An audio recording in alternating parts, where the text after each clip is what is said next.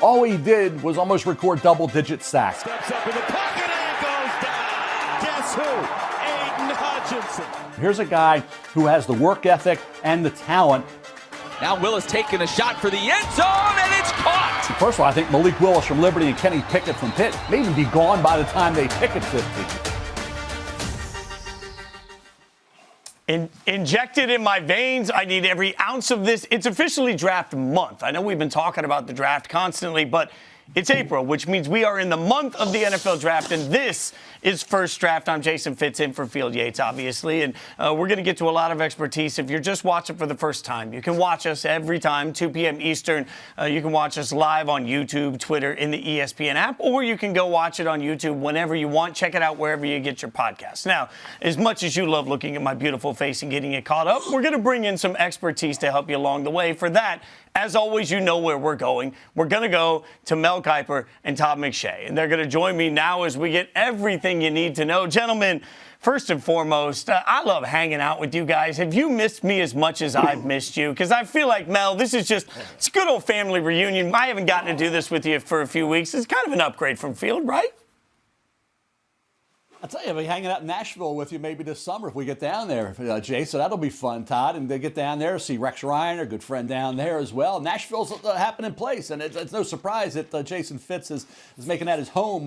Maybe 20% of the year, I guess, yeah, Jason, is what you would say now? You know, but the rest of the time I get to hang out with you guys. Now, we're going to get into a lot. Don't get your hopes up, Fitz. Don't get your hopes up. Kuiper's the king of empty promises. Hey, every year I'm going to come to Boston and visit you. Let's go to a Red Sox game. I can't get Kuiper out of his compound. The Kuiper compound is where I'm you're going to find still waiting for the invite. Is it lost in the mail? We're going to figure out exactly how this all comes together. Like in Vegas, we're all going to be in Vegas. So we're just going to see which one of you guys hits me up since we're all going to be there. We've got a lot to get into today. Obviously, tomorrow there's a 2-round mock draft coming out on ESPN Plus from Todd. So we're going to get some of the thoughts on that. Plus, we're going to dive into the Patriots trade for DeVante Parker, how it impacts both teams. And Mel's going to empty the bucket on some guys he's had on his eye on lately. But we'll start with that day 2 prospect portion of this. So, Todd, you've just done this. It'll be up on ESPN Plus. We're going to give it some love here.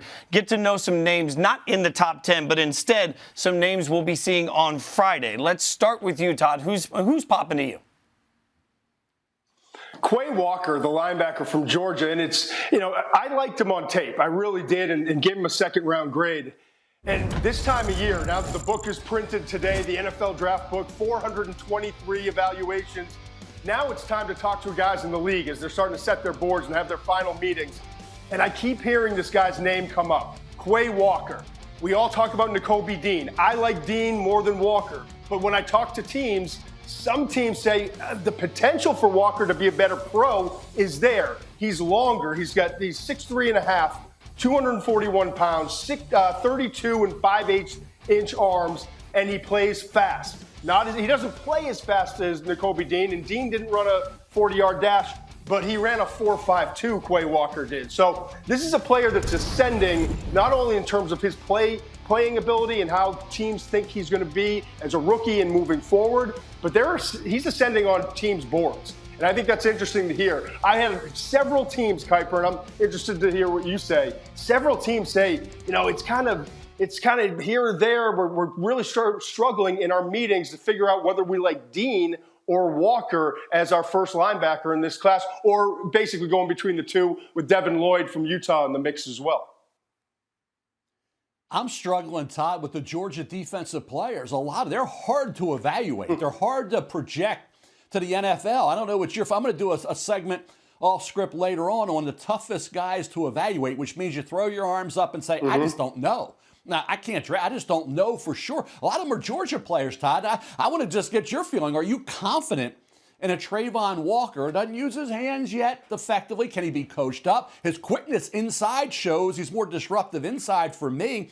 Do you maximize his potential by finding a spot? Do you move him around like they did at Georgia? Can Trayvon Walker maximize that ability. You see the run blitzes on Quay Walker. You see the talent. Can you fit him into a spot? I'm going to talk about Channing Tindall, who's like is a little bit underrated. DeVante Wyatt, I think, may be a more disruptive defensive tackle than Jordan Davis, who everybody loves now. But is the stamina going to improve? Is going to be on the field enough? Is going to be disruptive enough against the pass? Getting after the quarterback? Do you get him with a team who has a lot of edge guys like the Rams did, which made Ashawn Robinson really good? I think it's going to be really fun to see 2-3 years from now where all these Georgia defensive players are in terms of just how good they are once they're in the National Football League. Yeah, I think Davis versus Wyatt is fascinating. And it really depends on the team and kind of what they're looking for. But every team I've talked to says, yeah, the talent's there with Jordan Davis. I mean, 341 pounds, running a 4.78 in the 40-yard dash, 10-foot 3-inch broad, which is just like, it's mind-blowing. Like it defies physics what he did. But can he stay at 341 pounds? Or is he going to be at 365 and you're going to spend the whole year putting your thumb on him trying to keep his weight in check? And that's the issue, because if he's 360 plus, he's a 20 to 25 snap guy. And I think that I've seen it on tape. I know you've seen that on tape, Mel, and everyone in the league seems to agree. But if you keep him around 335, 340, and he gets committed to it, he can be a 40 snap guy, and he can be more impactful, and not just versus the run, but in the passing game. So, and Wyatt on tape is the more consistently disruptive player. 50, 60 snaps per game out there. Pass rush, not great stats in terms of sacks, but more disruptive as a pass rusher, more disruptive versus the run, and on the field more. But then there's some of the character issues that all the teams I've talked to are concerned with and could drop him to the late first or early second round range. So that debate, and then Quay Walker versus Nakobe Dean is realistic. It's really happening in NFL teams' draft rooms right now, and it'll be interesting to see how it plays out in the draft, and more importantly, how it affects their careers and what winds up being the case with all four of those players. It raises some interesting questions, not only about the individuals, but how you scout a defense that has so many talented players on it, how that will impact all of them across the board. Mel, who do you have on your list next up? Well, I think when you look at players in terms of guys that are really looking good right now and the guys that are skyrocketing up boards, I think you go to the pass rushers and you go to the guys like Jermaine Johnson, the second out of Florida State, who every time you talk to people in the league, they say top 10 guaranteed. The production on the field matched the workout numbers. Granted, it was for one season. That's the thing. You get the one-year guys as opposed to the guys that have done it for 2 or 3 years. The transfer comes in, sets the world on fire, but it's one great year. But I do think Jermaine Johnson, the second Todd, for me, is a guy that has been rocketing up to the point where now you almost say if he gets out of the top 10, it would be a shocker. Yeah, and I'll give you another guy, Mel, that's really interesting. Travis Jones from Connecticut. And I like to talk about these guys in terms of second-round players where you're getting a lot of different information from teams. Coming out of Connecticut, his take, the best word I can use was frustrating. Because you see the talent and you see flashes, but it was up and down in terms of the production, in terms of just the overall play. Is he going to develop with more coaching and more time spent on his craft into the player that his measurables and the flashes indicate that he can be? You're talking about 6'4.5", 325 pounds, 34.25-inch arms, and he ran a 4.92.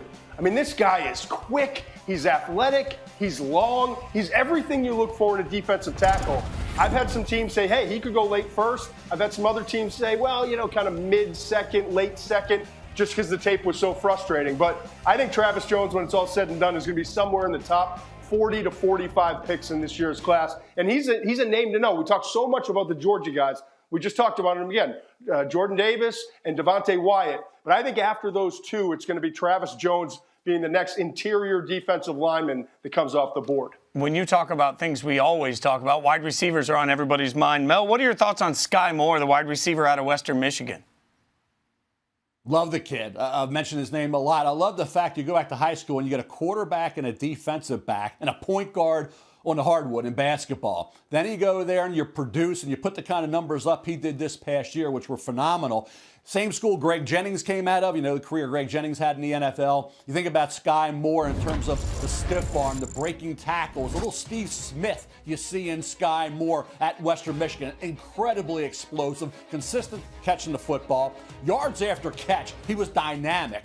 love everything about this kid. And you say, okay, where's he going to go? Second round. When we look back 3, 4 years, 10 years from now, say, why was Sky Moore a second-round pick, not a first-round pick? Mid-American Conference, yeah, but hey, how about Pitt? Pitt Panthers, he had 11 catches, okay? So again, nobody slowed this guy down. After the catch, like I said, he's phenomenal. I love the aggressiveness, the toughness, that Steve Smith quality that he brings. Sky Moore, to me, phenomenal player. And then I'll go to a couple guys. Tyler Smith out of Tulsa. He's an offensive tackle. Todd, you know all about Tyler Smith. And by the way, happy birthday, Tyler. Just turned 21 years of age yesterday. Tyler Smith, still raw. Hand placement's an issue. Obviously, pass protection's an issue. A lot of these issues are correctable by a quality offensive line coach. So I think Tyler Smith from Tulsa, when you look at where he's going to go, I thought he could go late first, maybe second round. You get a kid who I think in a few years, if he's coached properly, could be a really good tackle. Guard as well, played both guard and tackle in high school. His nastiness, his aggressiveness, his toughness is Trevor Penning-like. These two guys were fun to watch, entertaining to watch, because they attack. Fundamentally, technically, he needs to improve, and that's coaching. And then we get to Todd, a guy that you were giving me a lot of grief about, and Fitz, he was giving me this all year about I overrated this guy. It was a Kuiper stunt. It's what Kuiper does every year to me, and he's going to trend him back. He's going to move him back, and then he's going to, by the time we get to April, Arnold Ebiketie, Todd, still remains to me one of the guys I like. I think he's deserving of being in a lot of these first-round mocks. He's deserving of being a guy that you think is one of the best 35 players in this draft. 9.5 sacks off the edge, 18 tackles for loss, 2 forced fumbles. James Franklin loved the fact that he came in from Temple, and he showed like up in here for 3 years. He came in humble, ready to work. He got that locker room right away, went on that practice field and worked hard. Arnold Ebiketie has the mind, the makeup, the mindset, the physical and athletic ability is there. The production this year and at Temple was pretty good. It was great at Penn State this year. I think when you look at an outside backer getting off the edge who provides some versatility, okay, Arnold Ebiketie, to me, is the guy. If he gets into the second round, Todd, I think he's a heck of a pick. It could be a late one, but I still really like what Arnold Ebiketie will bring to a defense in terms of getting after the quarterback. No player in the history of the First Draft podcast has been talked about more than Arnold Ebiketie as the number 33 player in this draft class. I said all along, you bumped him up to 17. Kuiper stunt. You're going to back him off. Now you're saying top 40, top 35. I got it. You're doing exactly what I predicted, and I appreciate you for that, Mel. I'll give you another nugget, by the way. You talked about that big game Sky Moore had against Pittsburgh. He didn't get an offer from Pittsburgh. His girlfriend's a cheerleader on the Pittsburgh team. Of course he was going to show out in that game. I love Sky Moore as well, and he's definitely moving up. I don't think he goes late first, but he's going to go somewhere in the first 10, 12 picks of the second round. Now, on to a final guy for me in terms of second round. I just finished the mock 4.0, which is 2 rounds. And I had this guy coming off the board probably a little bit earlier than you would think. I had him going 47 to the Commanders. And it's Roger McCreary, the cornerback from Auburn. And he's tough. He's a conundrum of a scouting evaluation because he's got average size. He's got the shortest arms of any defensive back that was at the Combine this year, 28 and 7/8 inches. And the speed was just average, 4.5. So what do you say at corner? Probably the 2 most important numbers for any position are arm length combined with speed at the cornerback position. He shows up with a below average to poor grade in that area. But this dude can cover. He's a press man corner. He's going up against Alabama. Had an awesome night against the Crimson Tide. John Mechie, he really battled Mechie a lot in that game. Williams as well on the opposite side at times. But to me, McCreary is one of the most seasoned veteran corners and so instinctive and quick in the short area. I know the short arms and I know the lack of elite speed, but McCreary is one of those guys I think in that early mid-second round range with so many teams needing a corner could wind up coming off the board despite all the other measurable issues. It's interesting as you guys break down all of these prospects. It speaks to the depth at certain positions in this year's draft because you've got guys on the defensive line, you've got wide receivers. We're talking about guys that are particularly in deep positions that can still make an impact. Mel, who else is on your mind that you want to throw out there that we should keep an eye on? Couple of versatile linebackers, Phil. I think you look at Channing Tindall at Georgia, the underrated guy on that Georgia Bulldog defense. I've mentioned his name before. Troy Anderson, Todd has talked about at Montana State. You got to like the kid. I talk about versatility. He's ultimate in terms of that. And then Marcus Jones, a cornerback, when we get past the Elite Three, okay, that would be right now Sauce Gardner, Derek Stingley Jr., LSU, and then McDuffie from Washington. There's a lot of mixed opinion. And then you get maybe that third tier, and you say, Marcus Jones, he's just a great returnman. He's a good cover guy. I tell you, you think about a guy 5'8", but a kid who can really get in your face. He's aggressive. He's quick. He's got the hands, the concentration you talk about in coverage. He comes down with interceptions. I always say a dropped interception is a turnover against you. He had, 9 career interceptions. He's interception passes at Troy. He's doing it at Houston with 5 this past year. He's got pick sixes. He's got 6 kick return touchdowns, 3 punt return touchdowns in his career, both at Troy and Houston combined. Marcus Jones, a lot to like about this kid. I think maybe... I love that pick right there. I'll ask you, Todd. Does he get into your third round, or did he go in round 2 of your mock? I mean, at least let that information be known, because I want to know, was he a 2 or was he a 3 in your mock draft? He was the next corner up. He didn't make it in the first 2 rounds. I think he's a lock to go in round 3. Yes, he's undersized. Talk to the people at Houston. I don't know if you've talked to anyone in the staff at Houston, Mel. Jones is considered like the energy of the whole program. He has been for the last couple of years. Just the way he practices, everything he does. They say like he runs in and out of the locker room. He runs the class. He's just always on the move, and that's infectious. The return game, he's special. That Memphis game was the first tape I studied. We just saw the interceptions. He had 2 picks in that game. The one at the end was kind of a Hail Mary where he was just in the right position. But the one catch with his, one arm, hand up, palms it in, and gets the interception, gets a bigger receiver, contested catch. Really impressive. He's going to have some busts, and he's going to have a little bit of a roller coaster early on because he's still, I think, learning the cornerback position with his footwork and technique.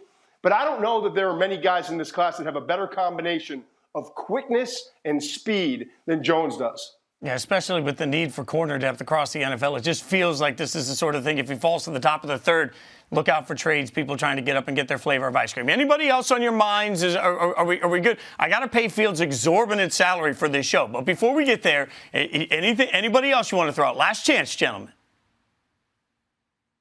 I'm good. Okay, we're good. Let's move along then. Obviously, support for First Draft, and the following message comes to you from Supercuts. Let's face it. Life is busy between work and family and more work. Our to-do lists have a way of getting longer instead of shorter. Luckily, Supercuts is here to make at least the haircut part of life easy. Supercuts is perfect for people who need a haircut but don't have a ton of time for a haircut. No more scouring the web for salons with availability. You can use the Supercuts app to find the location nearest to you and check in or just walk in. Another bonus, the salon shows estimated wait times so you know exactly what you're in for. Who doesn't love that? That way, you're only in salon when you need to be. Don't expect to stay a while. As for the cut itself, it's always super solid thanks to Supercuts' highly trained specialists. Get in, get out, get that thing you needed a haircut for. Whether you've got a big presentation coming up or a wedding or just need some upkeep, Supercuts makes getting a haircut effortless. It's not just any haircut, it's Supercuts. Check in now on the Supercuts app or in supercuts.com. First Draft, also brought to you by St. Bonaventure. The NFL Draft almost here. Draft gurus predicting who will be this year's hottest picks. They're doing what they love. But isn't it time to start doing what you love?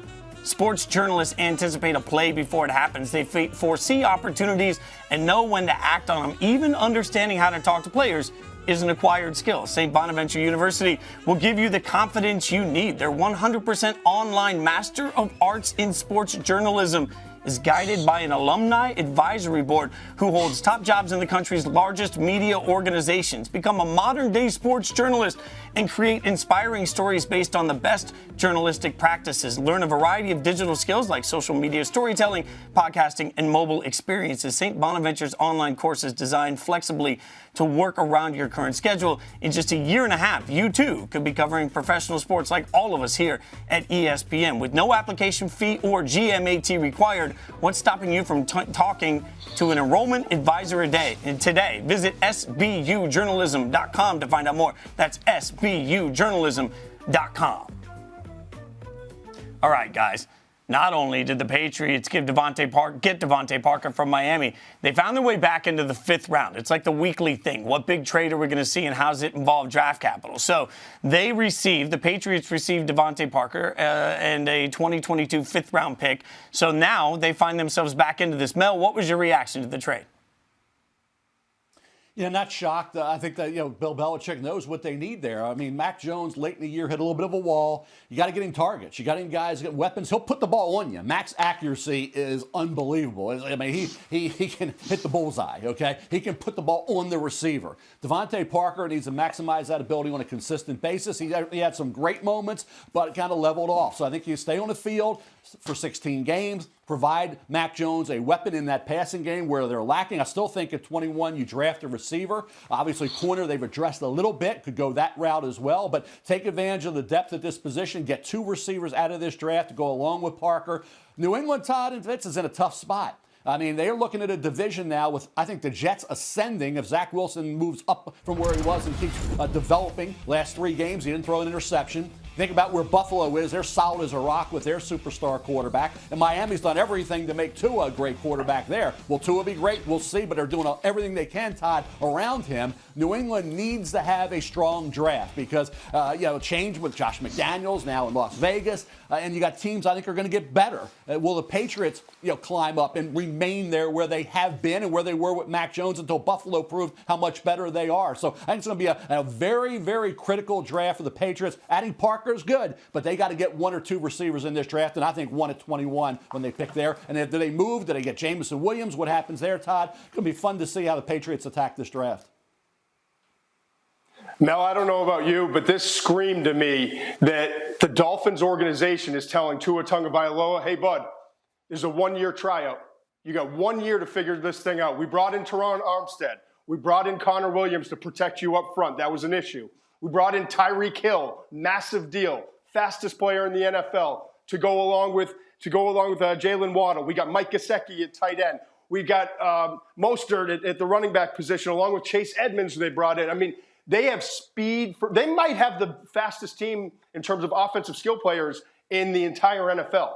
And so now, when you look at this, the Dolphins have 5 picks in the first 3 rounds, including 2 first-rounders next year. And we all know what's waiting. Bryce Young, Alabama, and C.J. Stroud, Ohio State. Tua Tagovailoa has 1 year to prove that he's the guy moving forward, or else the Dolphins are going to package these picks, move up, and go get one of those top quarterbacks next year. Yeah, I think that's a really strong point, Todd, because look at the Dolphins draft capital. We've got it up on the screen. It's almost like they're mailing in this year's draft and saying, forget it. We'll wait to see. The team that we have today for the Dolphins is this team is likely to be mostly come opening day of the season. So, Mel, to Todd's point, it looks like the Dolphins have gone in to position themselves. It's almost like a safety net. No matter what happens this year, if it works out that Tua is great and everybody grows, they have capital and they can use that however they choose to move into the future. Or if they don't get what they need out of Tua, they might be in the most aggressive position to be able to move up and get whoever they need. Yeah, the pressure on these teams, and the AFC in particular, with Patrick Mahomes and Josh Allen and Justin Herbert, and let's go. Now you add quarterbacks like Russell Wilson and Matt Ryan. Trevor Lawrence is going to emerge. We talked about him as a generational talent in Jacksonville. Now they're doing some things necessary to help him out, getting more stability, hopefully, in the organization with the coaching there. And hopefully they're not changing every year. So I think there's the AFC in general is pressuring everybody to try to keep up. And like Todd said, I think it's accurate. This is Tua's year. Everything's in place. He's 2 years now removed from any of those injuries that could affect arm strength, and everything about Tua now screams, this is your year. And that's the way this league is now. This league's not patient any longer. They've been patient enough, and they feel like this is the year, and you got to do it. You got to deliver. And Josh Allen did it in Buffalo. Justin Herbert did it with the Chargers, and now all of a sudden the young quarterbacks we're waiting on. And Lamar Jackson, let's face it, this is a critical year for Lamar in Baltimore as well. Joe Burrow, you get all the great quarterbacks. You got Deshaun Watson in Cleveland. This AFC is unbelievable. And like I say, Miami's one of many teams. I said before, there's going to be a lot of fan bases very disappointed because only one of these teams from the AFC is getting to the Super Bowl. And every year, they're going to be probably knocking each other off. So it's going to be really tough on these organizations because they're going to be screaming, win big, and only one team can do it. It feels like, to your point, Mel, there's only one or two ways for every organization to go right now. You're either going all in or you're deciding that you're going to go in 3 years, because so many of the quarterbacks you just mentioned in the AFC particularly are young. So it's not like we're going to wait for those guys to age out. Teams are going to have to figure out how to compete today and how to build for the future. In the meantime, we know on this show that there's one thing that we all need, and that's Mel going off script. Mel, the floor is yours, my friend. What would you like to get off your chest? Hey, Todd stole a little bit of the thunder with a couple guys, which I'll get to at the end here. But these are guys that we evaluate and we evaluate and we evaluate, and we still don't know what the heck we're looking at, okay? These are guys we say we're not sure. We don't know. Is he going to be a great pro? Is he going to be a disappointment? You throw your hands up and say, I've seen enough. I just don't know. And there are always guys like that. You don't really feel comfortable with the grade you give them. You don't really feel you. Now, we're going to be right and wrong on guys we're strong about. We always are. But these are guys we just aren't sure about. Andrew Booth Jr., cornerback Clemson. I thought this year was going to be his year to be locked down. It wasn't. He was up and down in terms of coverage. Yeah, this is a guy with enormous talent, and he's tough. He's aggressive. He'll come up and hit you, okay? Talent off the charts. I'm not sure about Andrew Booth Jr. He was a tough evaluation for me. Todd mentioned Trayvon Walker, Georgia. I already talked about why he's a question mark in those Georgia guys. How about another player, Boye Mafe? Minnesota. I'm watching them against some bad teams get sacks. I'm watching them against Ohio State, Iowa, Wisconsin, do nothing. Okay? So, again, Senior Bowl is coming off the edge. What are you doing with Boye Mafe here? Then you look at a guy like Kaiir Elam at Florida. He's got, looks the part. A little handsy for me, okay? Roger McCreary, Auburn, Todd talks about. Yeah, is he a slot corner? Is he quick enough? Does he recover enough wide? Which I saw questions when he was beaten deep some. Some guys got him down at the goal line because they were quicker than he was, Mechie the third being one of those that got him. Roger McCreary going into the year looked like a first-rounder.